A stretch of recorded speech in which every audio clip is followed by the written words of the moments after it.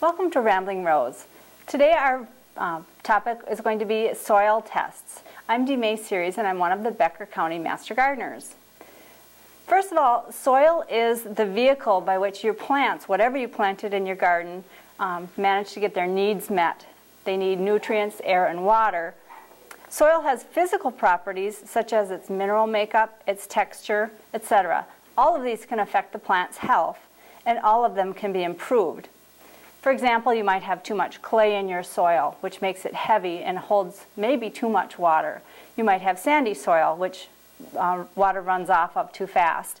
Your soil might be compacted. Soil also has chemical properties such as essential nutrients. Now sometimes people refer to these as food. They're not really food, but they are the building blocks from which the plants make their food. And pH level can also affect plants' health.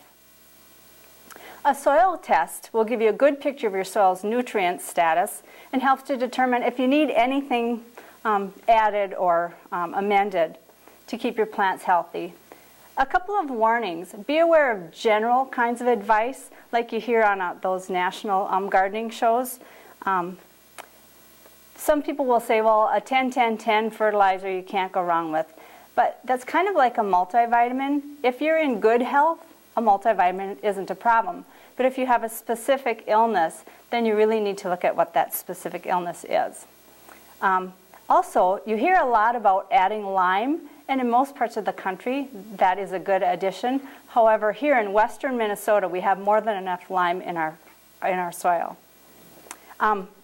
If you wanted to do a soil test to kind of get a baseline on what your soil is like, what you could do is come to the extension office, and you'll get this soil bag and the form. The form will tell you exactly what you need to do and how you need to do it. There is a cost associated. General results are $15, and then there are a couple of additional tests that most people don't need to do that are a little bit more money. When you do this test, it usually takes them 3 to 5 days to run the tests, and you'll get your report back. On the back, the directions tell you exactly how to take your soil sample, and that's really important to follow the instructions correctly. When you do this, what you get back is a report, and these are just a few of mine from years back. One thing I do want to mention, on the form, when you send in your soil sample, it asks for a 4-digit or 4-letter code. You make that up, whatever means something to you. So for example, I did one soil test for my lawn, and I very ingeniously called it lawn.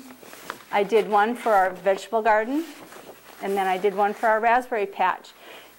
If your use of the soil, the garden area, is very different, you want to do different separate tests because their recommendations will be based on what you are hoping to grow in that soil. Some of the things the report shows, they don't show nitrogen, which is kind of a major nutrient that plants need. However, it moves through the soil so quickly that they can't get an accurate picture of that.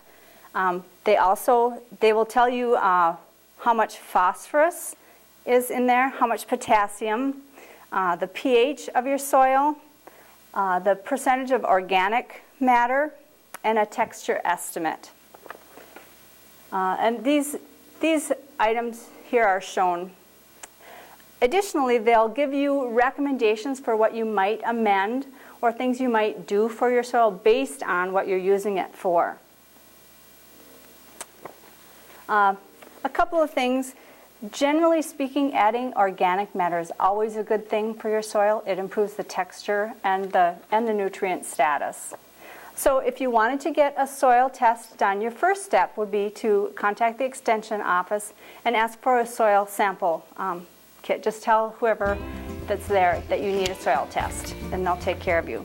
So that's for today about soil tests. You'll see at the end a couple of web resources where you can learn more about this. And if you have any questions, contact a Master Gardener.